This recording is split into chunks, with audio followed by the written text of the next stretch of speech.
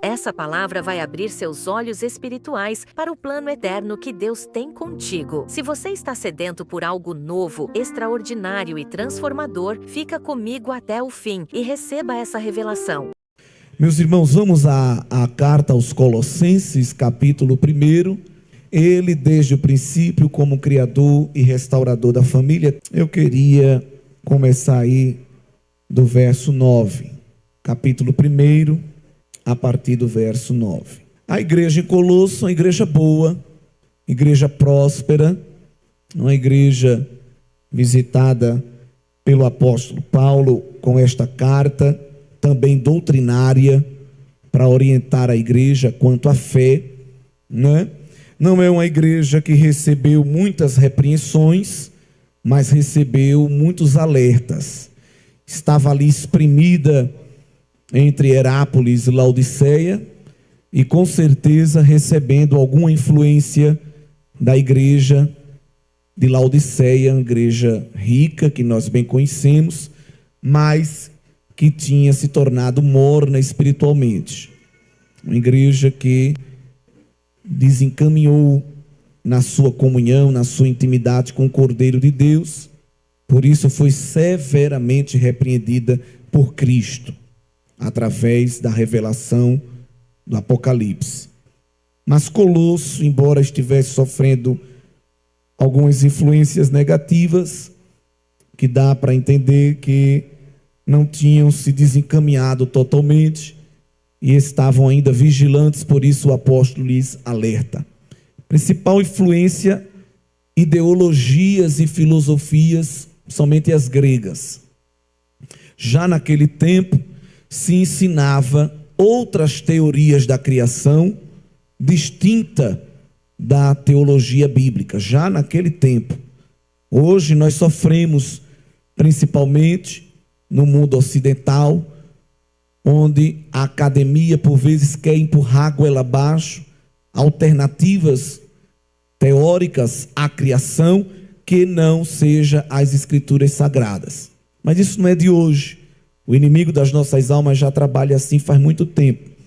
E havia já naquela sociedade e naquela igreja algumas pessoas que estavam aceitando essas teorias de que Deus não estava muito envolvido com a criação. A criação era fruto do trabalho de alguns espíritos, de alguns anjos, inclusive alguns até criam que Miguel era o anjo responsável pela criação, não é? E essa igreja estava também sofrendo influência de caminhos esotéricos. Tinha crente lá que gostava de um esoterismo, não é? De um culto mais chegado às plantas, aos astros, essas coisas que a gente pensa que é de hoje, mas não é. Eu vou ao capítulo 1, mas antes eu quero só relembrar, no capítulo 2, o apóstolo Paulo, no verso 8, diz: tende cuidado para que ninguém vos faça presa sua, por meio de filosofias e vãs sutilezas, segundo a tradição dos homens, segundo os rudimentos do mundo, e não segundo Cristo. Cuidado, igreja em Colosso, com as ideologias, com as filosofias, com as teorias meramente humanas, que não estão embasadas em Cristo. Tinha crente ali que preferia seguir os rudimentos do mundo. A palavra grega aqui para rudimentos do mundo nada mais era do que os 4 elementos que a gente conhece bem: água, fogo, ar e terra. Aí já tinha crente querendo se envolver mais com esses rudimentos do que com o próprio fundamento eterno que era Cristo, justamente por causa dessa influência ideológica grega. É por isso que no capítulo 1, verso 9, o apóstolo Paulo diz: por esta razão, nós também, desde o dia em que o ouvimos, não cessamos de orar por vós e de pedir que sejais cheios de dinheiro. Não, cheios de prosperidade, cheios de honra, de dupla honra, porque uns não querem nem mais honra, só quer dupla. Não, que sejais cheios do conhecimento da sua vontade em tom da sabedoria e inteligência espiritual. Que vocês tenham conhecimento da vontade de Deus e que esse conhecimento se traduza em sabedoria. Que é sabedoria? Capacidade de tomar decisões certas. E essa inteligência espiritual não era essa expertise, esta perícia acadêmica, mas era evidentemente o discernimento espiritual que só um crente regenerado em Cristo tem, para justamente aprender a discernir o que vem de Deus e o que não vem. Ah, mas é pós-doutor em Cambridge, em Oxford, em Harvard, tanta coisa, né? Mas isso não espanta Deus. Deus não fica admirado.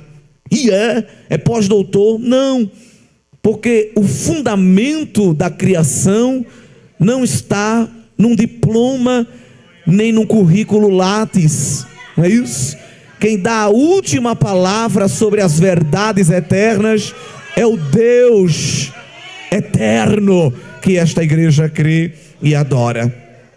Quem adquire este conhecimento da vontade de Deus e quem adquire esse discernimento espiritual, que não se conquista com 8 períodos numa academia, atinge o verso 10.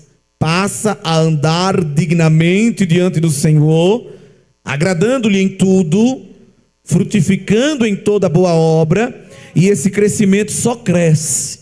A gente nunca está formado na senda da aprendizagem divina.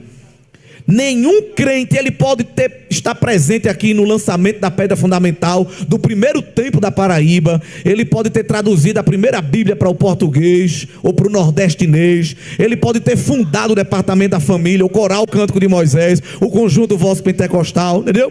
Mas ninguém pode dizer que já tem tudo, que já é tudo, que já sabe tudo, porque a aprendizagem espiritual, ela nunca é concluída aqui na terra. Sempre tem alguma coisa para a gente melhorar, sempre tem algo para a gente ser aperfeiçoado. Alguém que abre a boca e diz: não, meu filho, é BD, é para você que está começando, né? Eu já aprendi com aquelas lições de Aurigo Bergsten, de toda aquela vanguarda, né, assembleiana. Deixa isso para quem está começando. Esse é o que menos sabe, viu?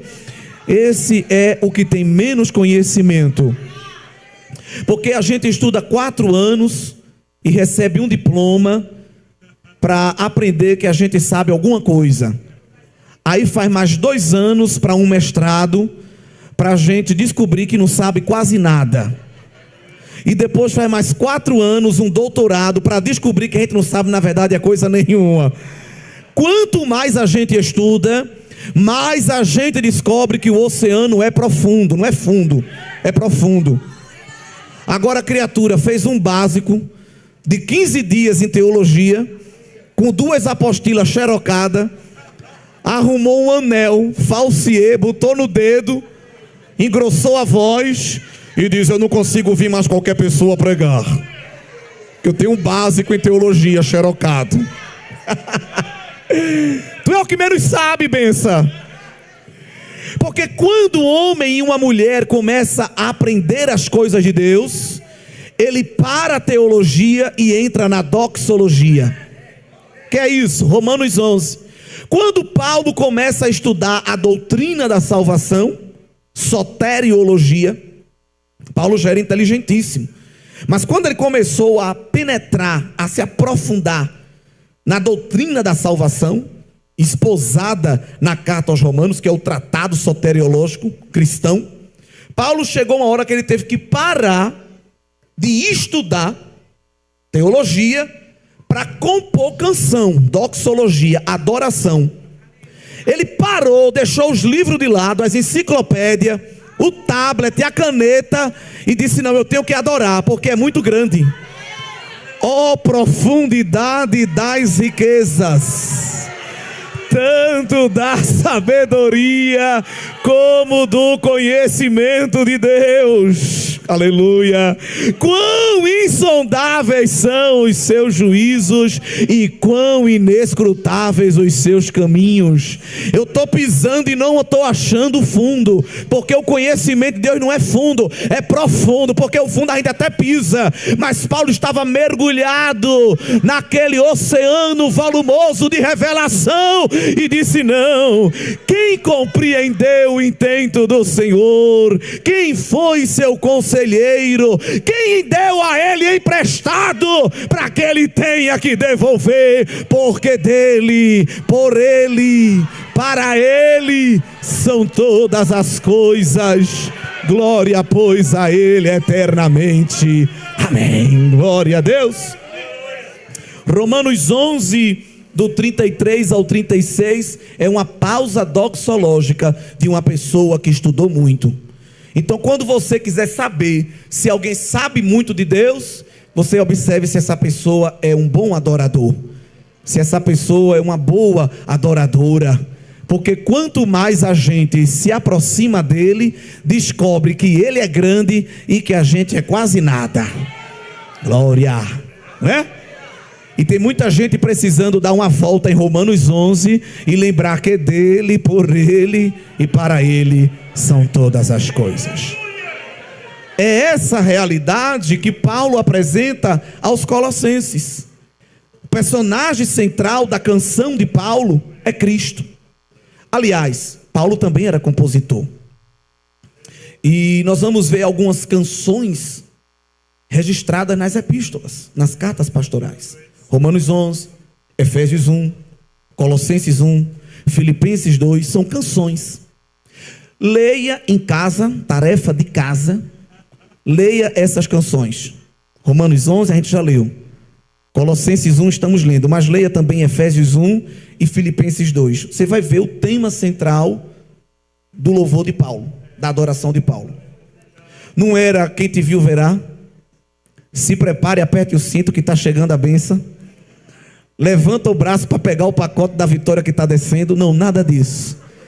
Toda vez que Paulo parava de estudar as coisas de Deus para adorar a Deus, o tema da adoração dele era Cristo. Cristo, Cristo, Cristo, Cristo. Glória a Deus. Já adorou a Cristo? Ele é o centro da tua vida, é o centro do teu culto, é o centro da tua casa, é o centro da igreja, é o centro da palavra, é o centro da vida. Louvado seja o nome do Senhor. Paulo compreende Cristo como Criador, mantenedor e consumador de todas as coisas. Quando nós vamos estudar a criação explicada pelas mitologias, não vou precisar falar de todas, porque até na escola a gente tem acesso. Todo mundo já leu alguma coisa de mitologia. Mitologia egípcia, grega, que são a mais conhecida, romana, as mitologias nórdicas, as mitologias ameríndias, e todas elas trazem as suas alternativas para explicar a criação. E todas elas, quando vão tentar explicar a criação, mostram que a criação é fruto de guerra, de duelo, de conflito entre família. É um Deus que brigou com outro Deus, é um irmão que matou outro irmão, aí nasceu um mar. Por exemplo, mitologia egípcia, Sete mata Osíris, seu irmão, e Ísis, meia-irmã que vivia com um irmão, de tanto chorar, dá origem ao rio Nilo. E Nefertiti se levanta e julga a causa e mata seu meu irmão Osíris, com quem também ela vivia. Veja a bagunça, isso tudo para tentar explicar criação, fruto de guerra, de intriga, de divergência familiar. Mitologia grega, os irmãos sabem também. A explicação para o surgimento do cosmos é advindo de conflito, de guerra, de trovão, de briga.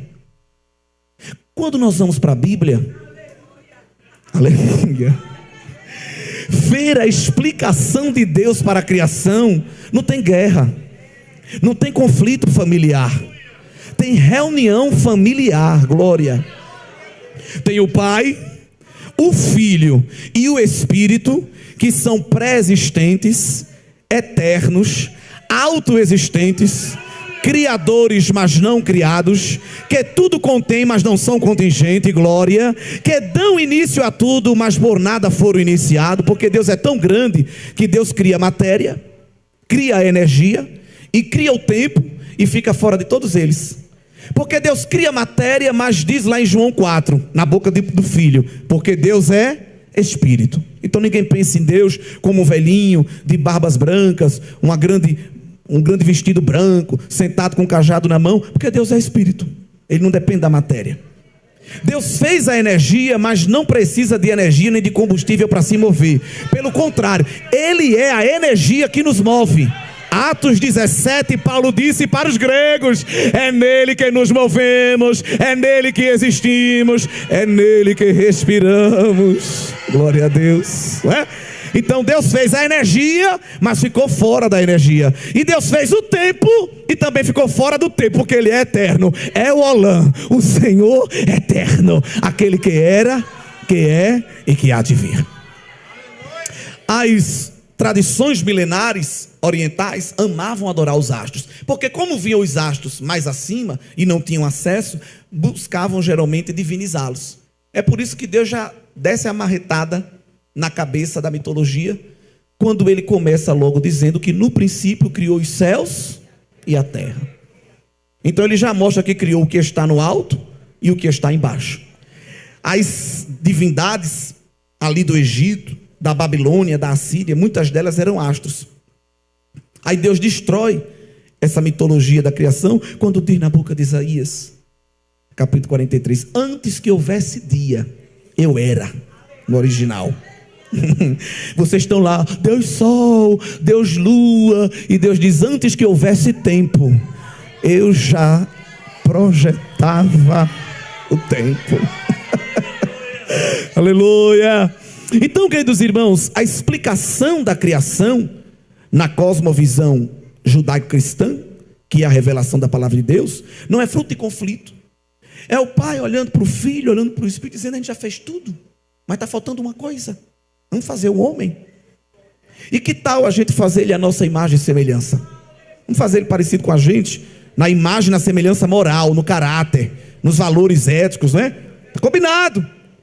Na presciência de Deus, Ele sabia que alguma coisa ia dar errado, sim ou não? Sabia, porque Ele é presciente. A ciência dele é prévia, ninguém surpreende Deus.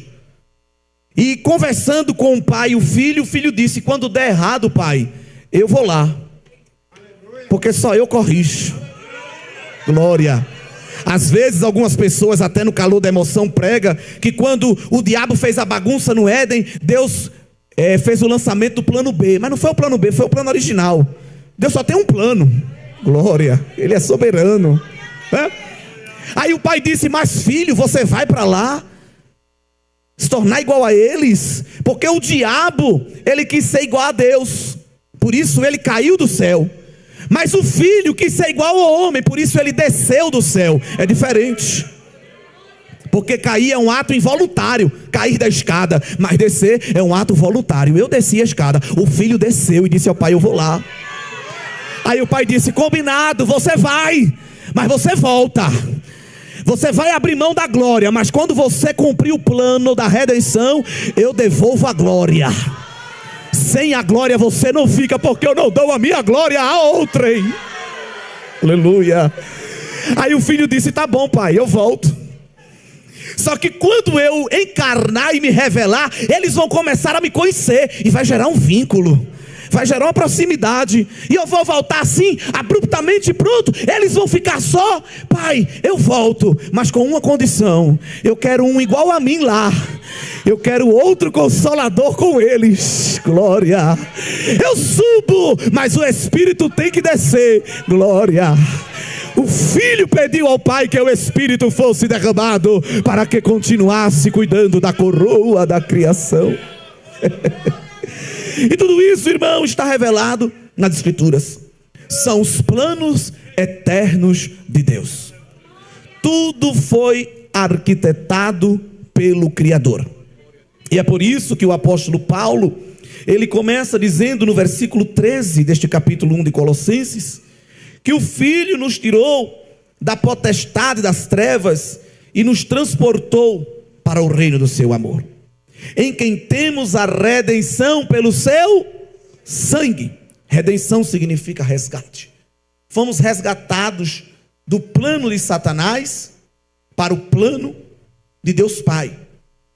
Porque Satanás lançou um projeto, mas evidentemente não é o projeto dele que vigora em nossas vidas, porque através do sangue o Filho nos compra o que não vale nada pelo preço mais caro. Ele foi lá no mercado do pecado e disse: eu quero, mas não vale nada, eu sei, mas não é ele, sou eu nele, sou eu nela, é graça, glória. Me dê a promissória da condenação. Os self-service mais antigos nos entregavam uma comanda na porta, e tudo que a gente consome é anotado, e depois de pago tem um espeto no balcão, e se espeta a comanda naquele espeto. Eu acho que essa é uma prática antiga, porque Paulo pegou emprestado essa figura de linguagem, e no capítulo 2, no verso 14, disse que o filho riscou a comanda. Glória.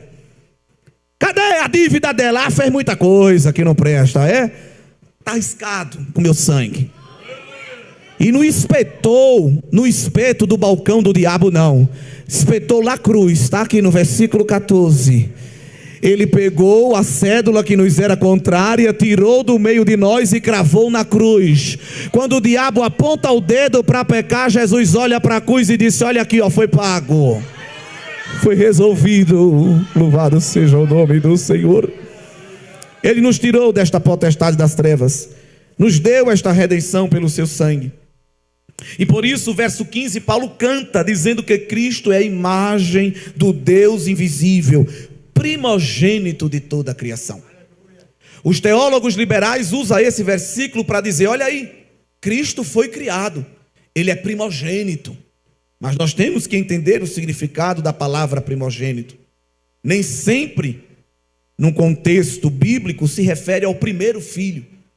Primogênito significa o que é mais importante, o que tem a preeminência, o que tem a autoridade. Quer ver um exemplo de alguém que recebeu o título de primogênito sem ser? Vamos ao Salmo 89. Tem outros, mas eu vou citar só esse. Salmo 89, verso 20. Achei a Davi meu servo, com meu santo óleo ungi, com ele a minha mão ficará firme e o meu braço fortalecerá. O inimigo não o importunará, nem o filho da adversidade o afligirá. Eu destronarei os seus inimigos perante a sua face e ferirei os que o aborrecem. A minha fidelidade e a minha benignidade estarão com ele, e em meu nome será exaltado o seu poder. Porei a sua mão no mar e a sua direita nos rios. Ele me invocará dizendo: tu és meu Pai, meu Deus e a rocha da minha salvação. Também por isso lhe darei o lugar de primogênito. Falo-ei mais elevado do que os reis da terra. Davi não era primogênito.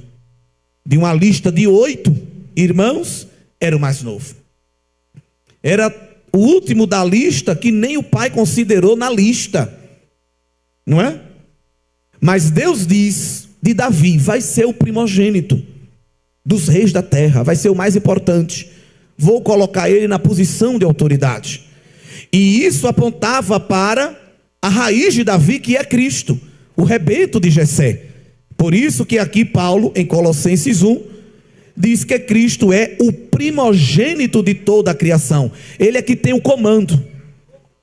Porque se ele é criador, ele é proprietário, ele é dono. Glória.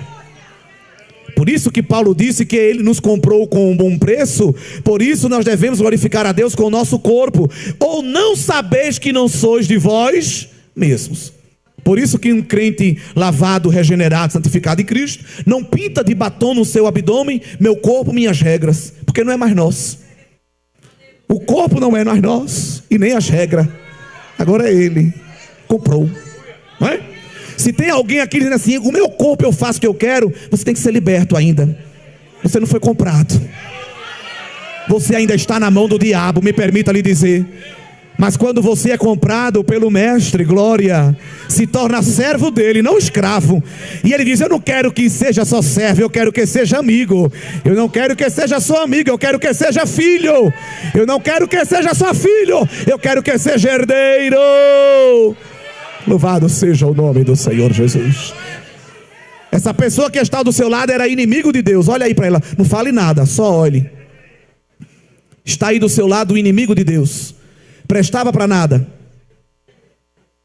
Era o ruim se juntando com o que não presta. Glória. Eu também. Todos nós pecamos e estávamos destituídos do privilégio de ter comunhão com a glória de Deus. Hoje está até arrumadinha a criatura. Às vezes até esquece que é criatura. Quer tomar até o lugar de criador. Mas ele não divide o lugar dele com ninguém. Ele nos vê como caco entre outros cacos. Ele não vê como pó. Salmo 103. Ele não olha para a nossa voz, para o nosso intelecto, para a nossa dicção. Deus não fica admirado nem espantado com o recurso de ninguém, porque não é nosso, é dele. Glória. Tudo que tu tem, benção, é emprestado. Somos apenas mordomos e administradores de riquíssimos recursos confiados pelo Criador. E quando ele empresta, ele pede para a prestação de contas. Bem-aventurado será o servo que lhe devolver granjeado e multiplicado aquilo que ele lhe confiou. Louvado seja Deus. E quando Paulo diz que nós fomos comprados e nos tornamos agora propriedade, ele está reconhecendo Cristo como Criador. O verso 16 diz que nele foram criadas todas as coisas que há nos céus, na terra, visíveis, invisíveis, sejam tronos, sejam dominações, sejam principados, sejam potestades, tudo foi criado por ele e para ele. Então, se tudo foi criado por ele, a família não foi criada pela ONU, a família não foi criada pelo Conselho Tutelar, a família não foi criada por nenhuma secretaria de desenvolvimento humano de nenhuma prefeitura. A família foi criada por Deus.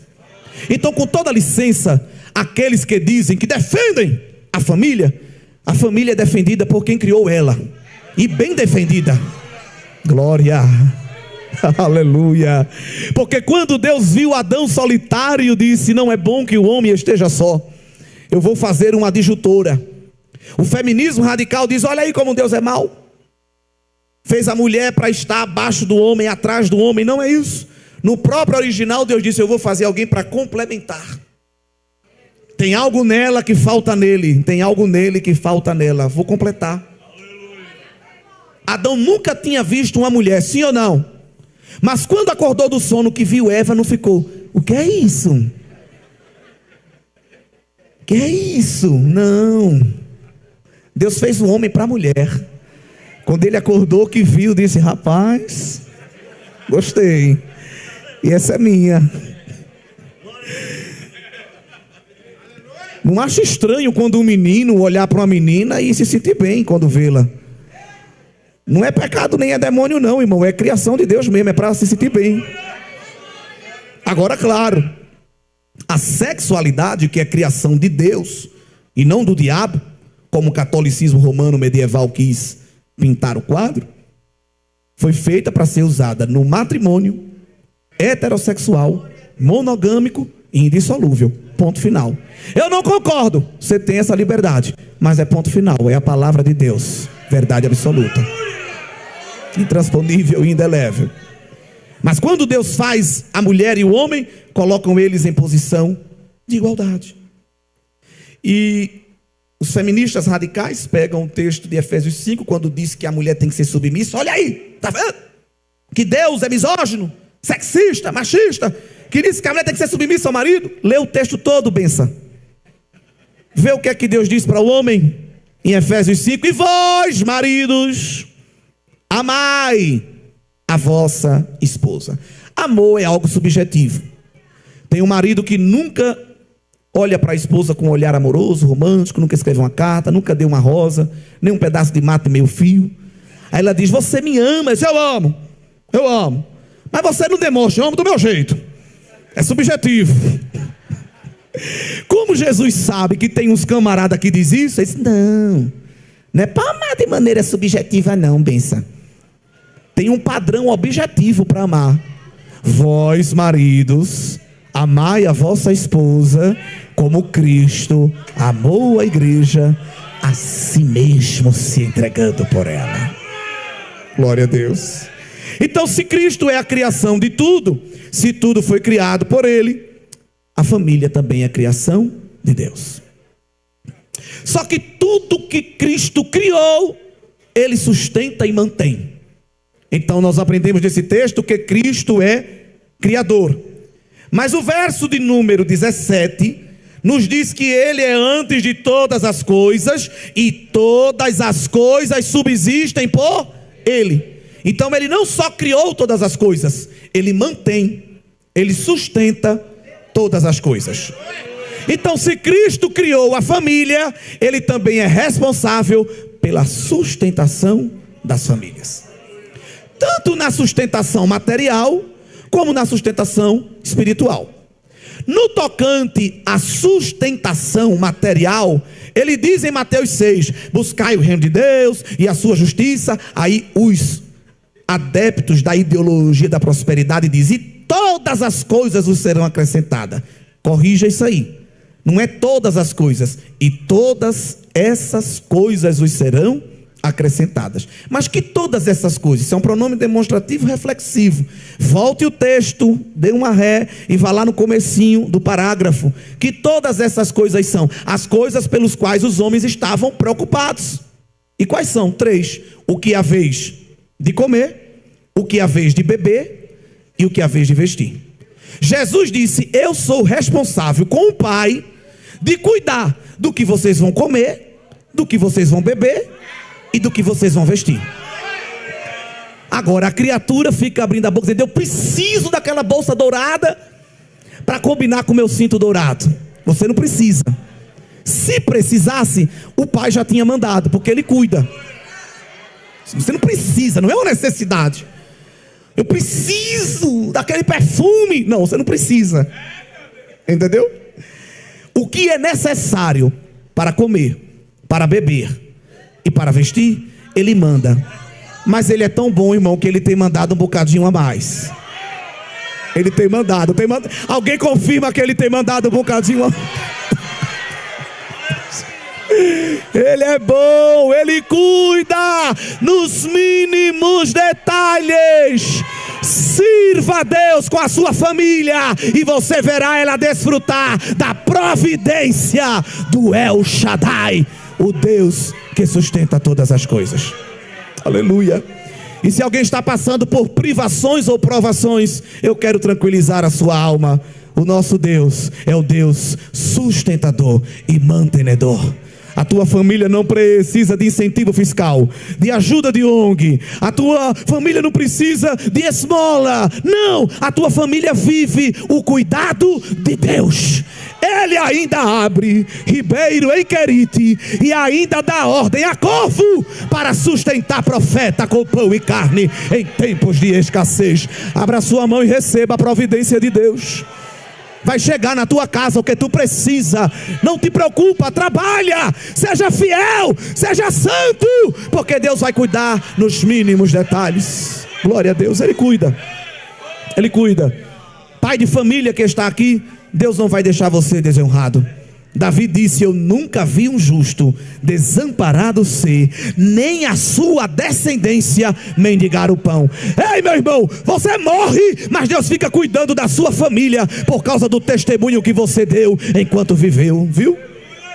Deus cuida, irmãos. E há um texto que eu amo, que apresenta Cristo como mantenedor, como sustentador.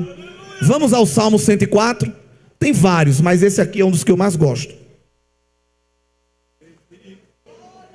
Cristo como criador, Cristo como mantenedor. Então ninguém bata no peito e diga, sou eu aqui que não, nessa casa você só come por minha causa. Não fala isso, vaso.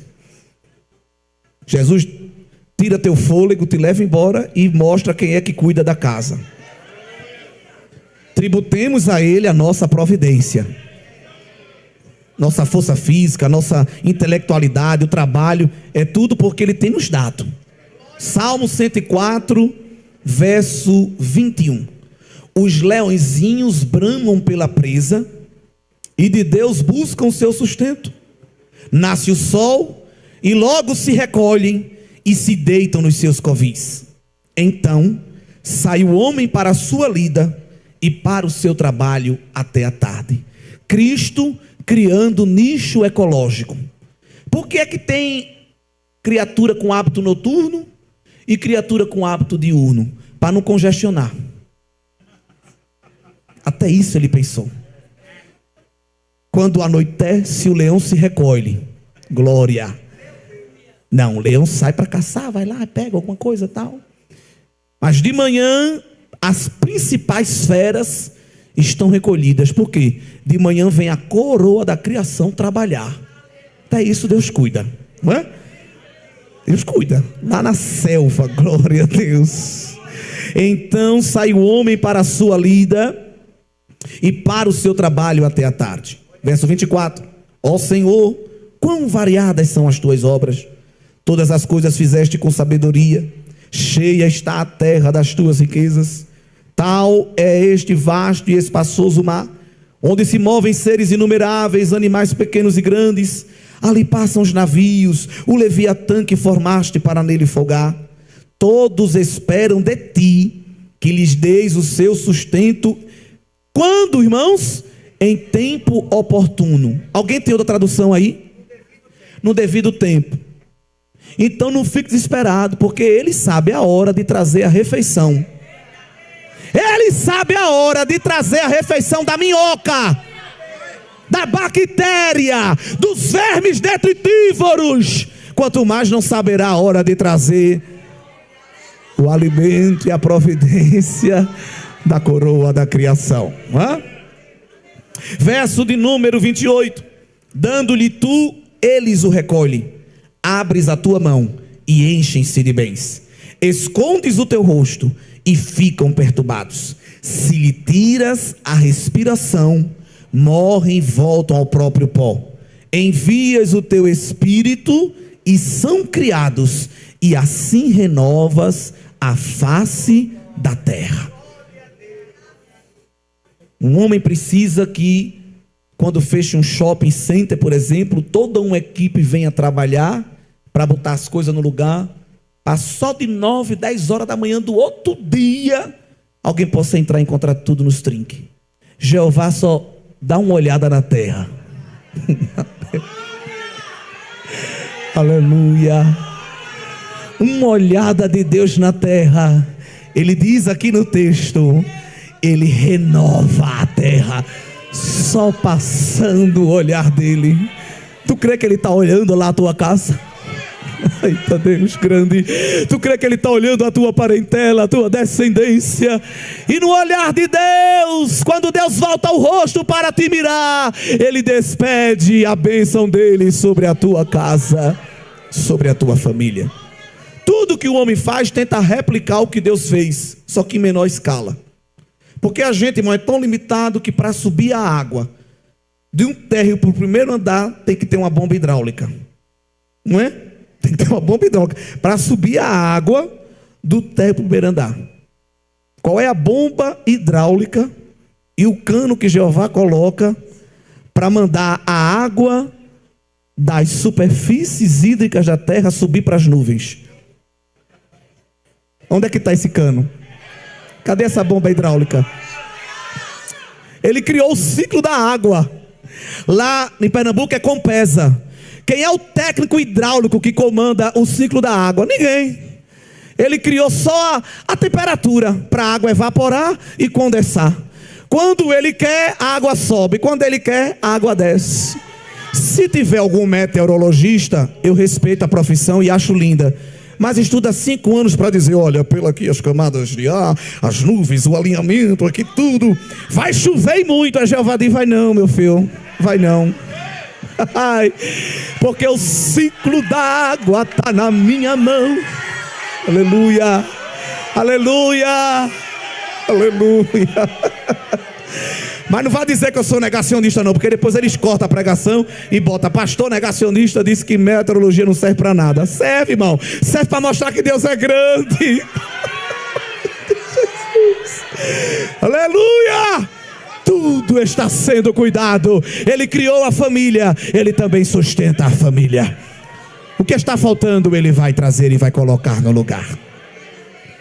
Mas o apóstolo Paulo também não apresenta Cristo só como o Criador e o sustentador. O verso de número 18, ele diz que Cristo é a cabeça do corpo da igreja. É o princípio e o primogênito dentre os mortos, para que em tudo tenha a preeminência. Ele é primogênito, não porque ele foi criado. Cristo não foi criado, Cristo é eterno. Mas ele é primogênito porque ele recebeu do Pai a preeminência, a autoridade, o controle sobre todas as coisas. E o verso 19 diz: porque foi do agrado do Pai que toda a plenitude em Cristo habitasse. Por isso que João evangelista começa o seu evangelho lá em João 1 dizendo: no princípio era o verbo estava com Deus e o verbo era Deus. Todas as coisas foram criadas por Ele, e sem Ele nada do que foi feito se faria. Mitologia grega, nórdica, ameríndia, é pai puxando o cabelo da mãe, aí surge a terra. É filho dando a rasteira no outro irmão, aí surge o mar. Gênesis 1, é Deus na sua pré-existência dizendo: haja luz. Haja luz, verbo, palavra, logos. Ex nihilo do latim, Deus criou do nada. Por isso que ele diz que Ele traz à existência aquilo que não existe. Mas a matéria-prima de Deus foi o Filho, porque quando o Pai falava, era o Filho que estava gerando ali aquela criação, não é? E é interessante que lá em Gênesis 1, nós vamos observar uma coisa muito linda, que a Trindade está presente ali, não é? Quando diz que no princípio criou Deus os céus e a terra, Deus aqui é Deus Pai.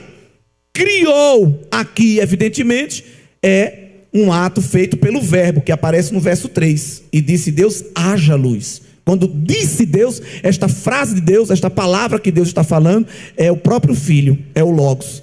Mas o Espírito Santo também aparece. E ninguém está brigando. Ninguém está jogando raio um na cabeça do outro. Ninguém está dando a rasteira para o outro cair. O verso 2 diz que a terra era sem forma e vazia. Havia caos, ainda havia. Havia trevas sobre a face do abismo. Era um canteiro de obras. Mas com todo respeito à prefeitura, Deus não botou lá um outdoor com um prazo que quase nunca é obedecido. Não. Era caos. Mas o Pai botou lá no canteiro de obras a sua placa. Quem era? O Espírito pairava sobre as águas. Tinha caos, mas o Espírito estava por cima, dizendo: eu estou coordenando, está sob controle. Por isso que crente tem que ter a presença de Deus, porque ele pode até sofrer o caos, mas acima do caos está aquele que cria, que sustenta a glória, e que diz para mim e para você: descansa, aqui tem coisa boa vindo, o projeto está sendo executado. Quanta preocupação, quanto nervosismo, quantos questionamentos sobre o amanhã.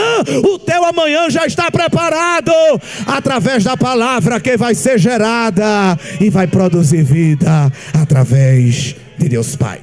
Mas se Cristo é Criador e mantenedor, o verso de número 20 de Colossenses 1 diz que, havendo por Ele feito a paz pelo sangue da cruz, por meio dele reconciliasse consigo mesmo todas as coisas, tanto as que estão na terra como as que estão no céu. Cristo é Criador, Cristo é mantenedor ou sustentador, e Ele também é consumador. Porque o diabo veio para desfazer a criação e atrapalhar a manutenção. Aí o Pai deu ao Filho autoridade para corrigir e colocar as coisas no lugar. Cristo como consumador. Então, ainda que você esteja vendo uma bagunça, ainda que você esteja vivendo uma instabilidade na sua família, que também foi criada e é mantida, saiba que Jesus é aquele que pelo sangue tem autoridade para reconciliar tudo. Tudo. Inclusive família que está fora do lugar, família que está fora do eixo. que foi que Malaquias profetizou de Cristo, dizendo que ele ia converter o coração dos pais aos filhos e dos filhos ao pai. Começou com o ministério de João Batista, mas continua com o ministério de Cristo. Cristo é o eixo de Deus que através do sangue traz de volta o amor que a família perdeu, traz de volta a paz que a família perdeu. E qual é a prova disso? E aí vou chegando para o fim da mensagem. Apocalipse 5. Apocalipse 5 é o melhor texto, na minha visão, para nos ensinar Cristo como consumador de todas as coisas, como aquele que conclui. Aqui numa visão escatológica, João viu na mão do que estava sentado sobre o trono um livro escrito por dentro e por fora, selado com 7 selos. Quem é que estava sentado no trono? O Pai. E na mão dele estava um livro todo selado. Não é um livro de brochura como esse, era um pergaminho todo enrolado, e ele era feito por camadas, cada camada presa por um selo. E só quem pode abrir o selo é o destinatário do conteúdo. Aí surgiu uma voz. Quem é digno de abrir o livro? De quem é essa correspondência? Quem é o destinatário disso daqui? Silêncio. Vocês estão dando glória, porque vocês são crentes, já sabem a história. Mas ficou silêncio. Ficou um olhando para o outro. Arcanjo, não posso não. Querubim, não chego nem perto. Serafim, não. Tem espada de fogo, tem asa, mas não posso, tem autoridade não. 24 anciãos, seres viventes. Rapaz, também não pode não. Glória. No céu não apareceu um. Na terra tem algum chanceler, primeiro-ministro, algum premier, presidente, governador, presidente de conselho tutelar, de associação de morador do bairro. Tem alguém aí? Não, tem não. Desce até no nível de baixo, não tem um. Ali aqui não tem mesmo. Que livro era esse? É o livro da história da humanidade. É o plano eterno de Deus. Por que ninguém é digno de desenvolvê-lo? Abrir o livro e desenrolar significa desenvolver a história. Por que ninguém é digno de desenvolver a história? Porque só pode desenvolver a história e concluí-la quem é maior do que ela. Quem é antes dela e depois dela. Glória. Aí tem que ser o ser eterno. Anjo é criado, homem é criado, os demônios são fruto de uma criação rebelada que era angelical. Mas tem um que não foi criado e cria todas as coisas. Ele foi lá. Levanta aí a tua mão, só a mão, pastor. Aqui é o pai, olha. O pai sentado com o livro na mão. O filho se levantou, foi lá, pegou o livro na mão e não precisou de legenda, não precisou de alto-falante, precisou de nada, porque o céu conhece bem a autoridade do filho. Quando o filho pegou o livro, prostraram-se todos ajoelhados e começaram a cantar dizendo: digno és de tomar o livro e de abrir os seus selos, porque foste morto e com teu sangue compraste para Deus homens de toda a tribo, língua, povo e nação, e para Deus os fizeste reis e sacerdotes. Jesus é o Cordeiro que tem a história na palma da mão. Louvado seja Deus por tudo isso. Aleluia. Os teólogos liberais, deístas, dizem que Deus não está envolvido com nada da criação. A criação é fruto do acaso. Os teólogos liberais do teísmo aberto dizem: não, Deus criou, mas não administra. Ele criou e deixou jogado. Ele não sabe nem o futuro. Ele deu ao homem a capacidade de escolher. E Deus, ele nem sabe o que é que o homem vai escolher. Mas Deus disse na boca de Isaías, lá no capítulo 43, Isaías disse para Israel que não fique vivendo de retrospectiva não. Porque estão olhando para as coisas passadas? Por que estão considerando as coisas antigas? Eis que eu, Deus, farei uma coisa nova, e todo mundo vai ficar sabendo, porque eu já sei, Isaías, glória, aleluia. Olha Deus revelando o plano eterno, olha Deus revelando que está com o controle da história na mão. Então levanta a cabeça, irmão, canta vitória na presença de Deus, porque o diabo quer dizer que a tua história e da tua família está inacabada, mas a história da tua casa está na palma do Cordeiro de Deus, e ele vai concluir essa história. Você pode dizer bem alto: Jesus vai concluir a história da minha casa. Não tem, irmão, plano inacabado. Ele está desenvolvendo. Eu sei os planos que eu tenho de vós, planos de vida, planos de paz. Alguém vai voltar a crer, alguém vai voltar a servir a Ele, alguém vai voltar a honrar a Ele, porque Ele está conciliando através do sangue todas as coisas para com Deus. Nesta noite saiamos daqui alegres, porque temos em Jesus o Criador, o sustentador e o consumador de todas as coisas, inclusive as famílias. Ele que criou a tua família é projeto eterno dele. Ele está sustentando a tua família, e ele tem um projeto cumprido e que está em execução também para a tua família.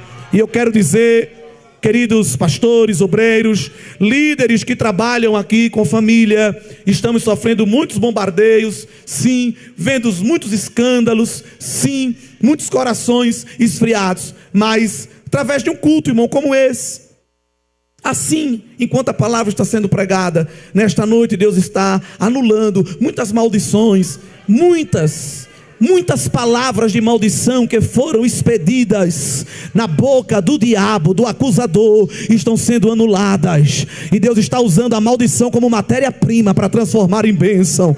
Glória ao nome de Jesus.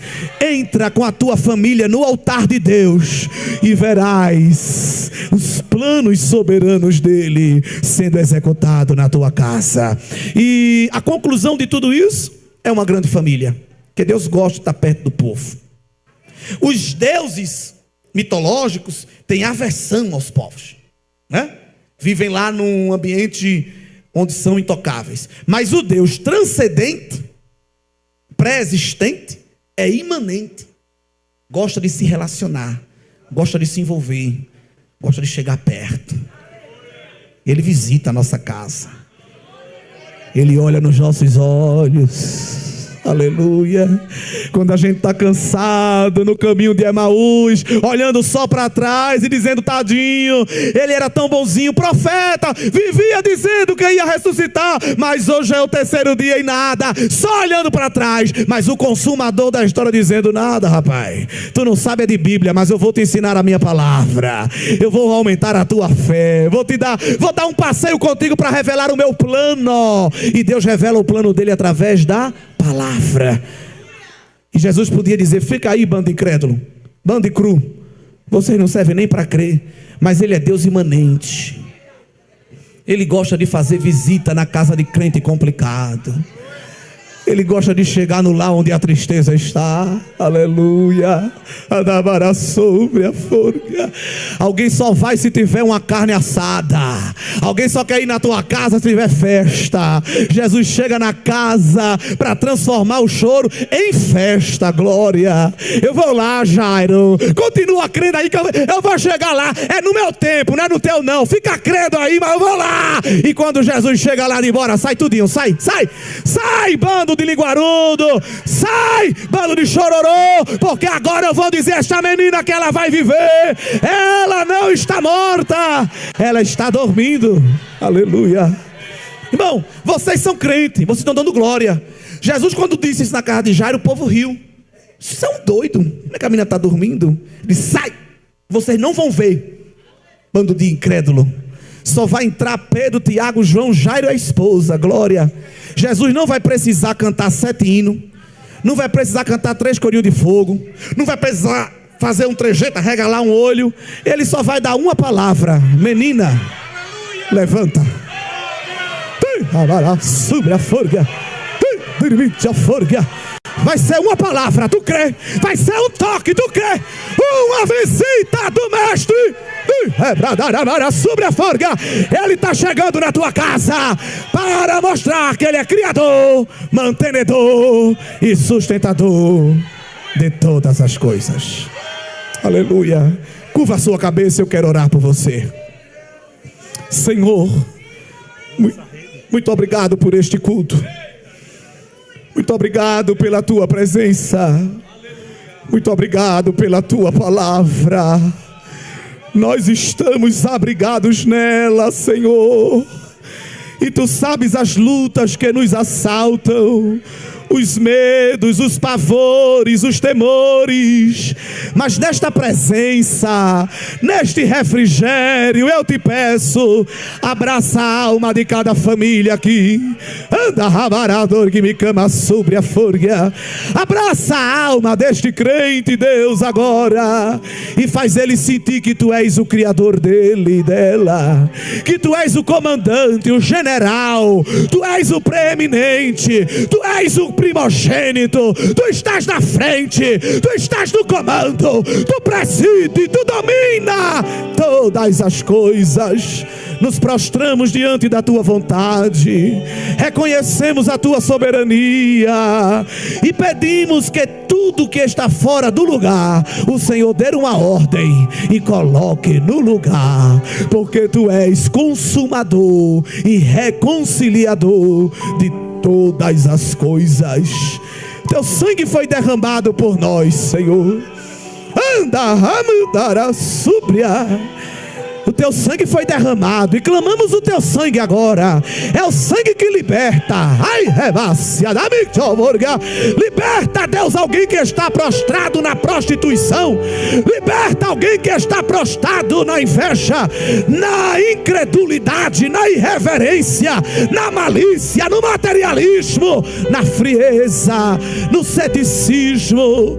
Que o teu sangue alcance agora e que coloque as coisas no lugar, para a glória de Deus Pai. Se alguém esta noite que ainda não confessa a Cristo como Salvador, nós queremos te chamar aqui à frente. Vem aqui. Se você entrou neste santuário e ainda não sente que a sua vida é dominada, comandada, providenciada por Cristo, venha entregar-se a Ele. Vem se tornar propriedade exclusiva de Cristo.